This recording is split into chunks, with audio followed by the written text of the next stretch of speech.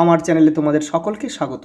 আজ আমরা ক্লাস 5-এর রায় মার্টিন প্রশ্নবিচিত্রা থেকে পরিবেশের তৃতীয় পর্যায়ক্রমিক মূল্যায়নের প্রথম স্কুল সলভ করব।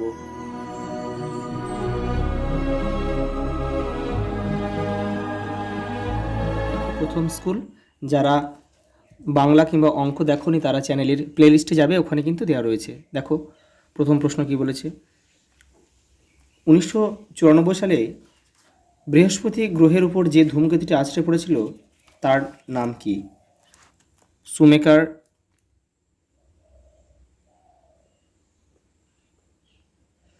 সুমেকার লেভি।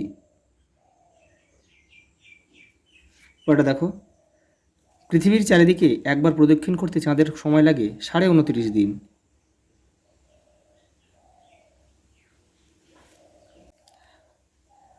সূর্যের পর পৃথিবীর সবচেয়ে কাছের নক্ষত্রের নাম কি? Proxima Centauri.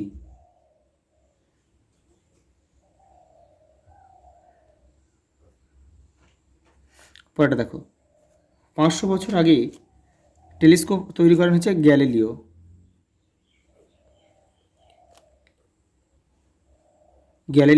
গ্যালিলি।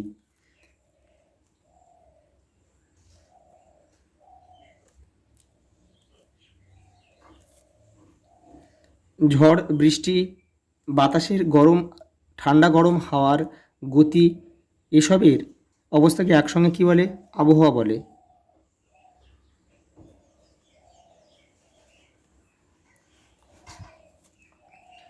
যারা পরিষেবা নেয় বা গ্রহণ করে তারা হলো গ্রাহক।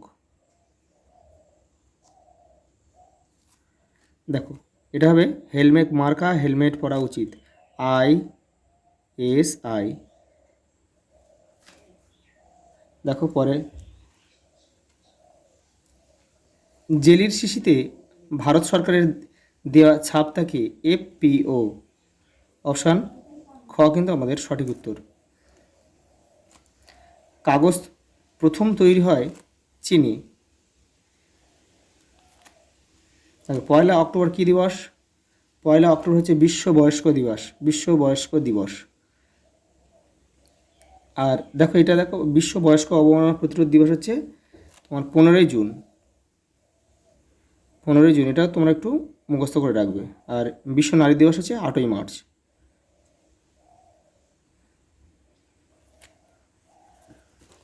ওটা দেখো, গৌণ জ্বরের মূল কারণ কি? গৌণ জ্বরের মূল কারণ হচ্ছে পৃথিবীর ঘূর্ণন। অপশান গ আমাদের সঠিক উত্তর। ভূমিকম্প শুরু হয় পৃথিবীর কোথায়? পৃথিবীর অভ্যন্তরে। ঝালং জলবিদ্যুৎ কেন্দ্রে যে নদীর জলস্রোতকে কাজে লাগিয়ে জলবিদ্যুৎ উৎপাদন করা হয় সেটি হলো জলঢাকা। গন্ডার মারা হয় কিসের জন্য? তার খড়গের জন্য। দেখো পরের প্রশ্ন, একটি বাক্যে উত্তর দাও। ধোঁয়ায় উপস্থিত বিষাক্ত গ্যাসটির নাম কি? এটা হবে কার্বন মনোক্সাইড। তারপরে সালফার ডাইঅক্সাইড হয় SO2। আমি শুধু জায়গা নেই বলে আমি সংকেতটা লিখলাম। আরেকটা তোমরা লিখতে পারো NO2, নাইট্রোজেন ডাইঅক্সাইড। পশ্চিমবঙ্গের প্রধান খনিজ সম্পদ কোনটি? কয়লা। নৌকার হালের কাজ কি? দিক পরিবর্তন করা।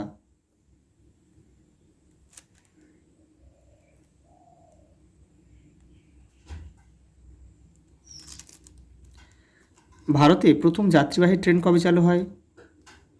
1853 খ্রিস্টাব্দে 16ই এপ্রিল।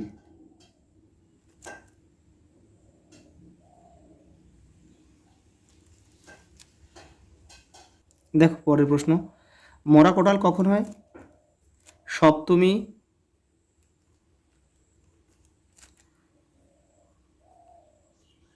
অষ্টমী তিথিতে মরা কোটাল হয়। দুটি লুপ্তপ্রায় মাছের নাম লেখো। তোমরা লিখতে পারো ন্যাদোষ, সরপুঁটি,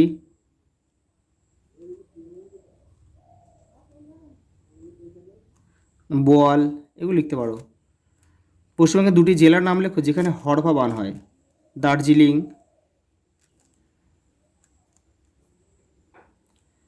মানে পার্বত্য অঞ্চলে যে জেলাগুলো রয়েছে সেখানে নাম লিখলে, সেগুলো নাম লিখলে হয়ে যাবে।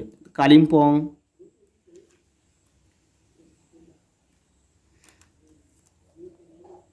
দেখো পরে একটা স্তম্ভ রয়েছে 4-এর দাগে। দেখো সুনামি, সুনামি হচ্ছে সামুদ্রিক জলোচ্ছ্বাস, আমরা এখানে 4.1 লিখবো, কেউ কিন্তু তোমরা তীর চিহ্ন দিয়ে মেলাবে না। দেখো ঘূর্ণি হচ্ছে কি, বাঁশের শলা দিয়ে তৈরি একটা মাছ ধরার কিন্তু যন্ত্র বলা যায়। দেখো প্রচলিত শক্তি, জলবিদ্যুৎ শক্তি হচ্ছে প্রচলিত শক্তি। 4.3 ধাপ চাষ পাহাড়ি অঞ্চলে হয়, তাহলে আমরা এখানে 4.4 লিখব।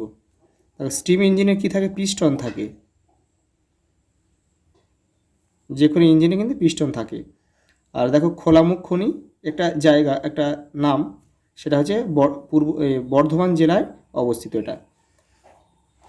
পরেরটা দেখো 5-এর দাগে, বিবৃতি সঠিক না ভুল লেখো। দেখো প্রথমটা কী দিয়েছে, দেখো সূর্যগ্রহণের সময় চাঁদ পৃথিবী ও সূর্যের মাঝখানে থাকে, এটা কিন্তু ঠিক। বর্তমানে ভারত থেকে চিতাবাঘ হারিয়ে গেছে, এটা কিন্তু ভুল, কারণ এখনও কিন্তু চিতাবাঘ ভারতে পাওয়া যায়। 18 বছরের আগে মেয়েদের বিবাহ দেওয়া উচিত নয়, এটা ঠিক। পরেরটা দেখো, তুবড়ি বানাতে কয়লা ব্যবহার করা হয়, এটা কিন্তু ভুল, কারণ কি তুবড়ি বানাতে কিন্তু কাঠ কয়লা লাগে।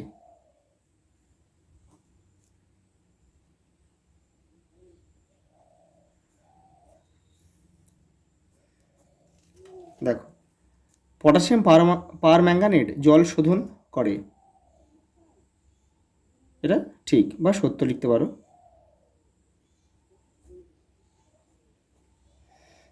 পরে দেখো পৃথিবীর কক্ষপথ গোলাকার, এটা কিন্তু ভুল, পৃথিবীর কক্ষপথ হচ্ছে উপবৃত্তাকার।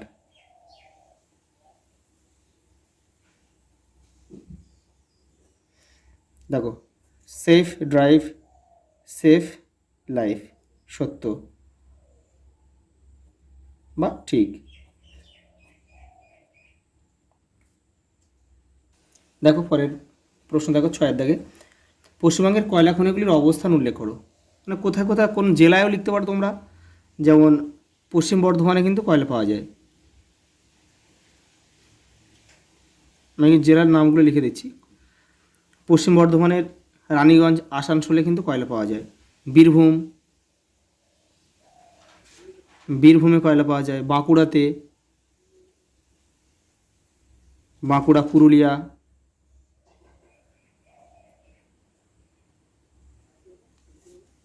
কয়টা দেখো, যদি বলে কয়লা খনির নাম তখন কিন্তু তোমরা লিখবে রানীগঞ্জ বা আসানসোল লিখলে কিন্তু হতো।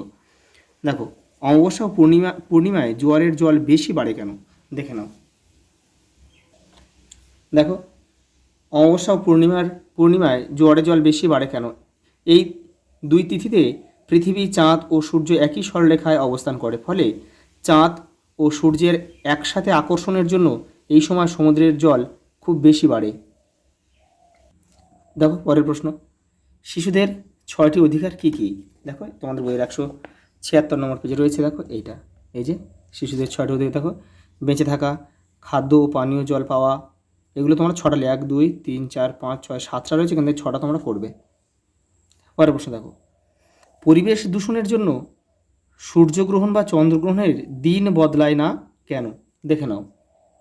দেখো গ্রহণ সম্পূর্ণ মহাজাগতিক ব্যাপার এবং প্রাকৃতিক নিয়মের উপর নির্ভরশীল। পৃথিবী ও চাঁদের নিজস্ব কক্ষপথে আবর্তনের গতি নির্দিষ্ট থাকে। অন্যদিকে দূষণ বায়ুমণ্ডলের নিচের স্তরে ঘটে। বায়ুমণ্ডলীয় এই দূষণ মহাজাগতিক ঘূর্ণন গতিকে কোনোভাবেই প্রভাবিত করতে পারে না। পরের প্রশ্ন দেখো, রাস্তায় বেরোলে তুমি কি কি সাবধানতা অবলম্বন করবে। দেখো তোমাদের বইয়ের 150 নম্বর পেজে রয়েছে, দেখো এই যে এইগুলো তোমাদের কিন্তু লিখতে হবে। দেখো এই যে পরের প্রশ্ন দেখো, কয়লা খনি অঞ্চলে ধস নামার সমস্যা কীভাবে মোকাবেলা করা হয়? দেখো তোমাদের বইয়ের 133 নম্বর পেজে কিন্তু রয়েছে, এই যে এখান থেকে তোমাদের লিখতে হবে। দেখো, খনি অঞ্চলে গাছ লাগাতে হবে, শিকড়গুলো যাতে মাটির নিচে জালের মতো ছড়ায়। তারপর এখানে এখানে লেখা রয়েছে, দেখো কয়লা তুলে বালি দিয়ে ভরাট করতে হবে, এগুলো সব লিখবে। দেখো লাস্ট প্রশ্ন রয়েছে, অ্যাসিড বৃষ্টির ফলে সৌধের নানা ক্ষতি হয় কেন? দেখে নাও। এই দেখো, অ্যাসিড বৃষ্টিতে থাকা সালফিউরিক ও নাইট্রিক অ্যাসিড সৌধের মার্বেলের সঙ্গে বিক্রিয়া করে। এর ফলে পাথরের উজ্জ্বলতা নষ্ট হয়, পাথর খসে পড়ে এবং পাথরের গায়ে কালচে ছোপ বা ক্ষতের সৃষ্টি হয়।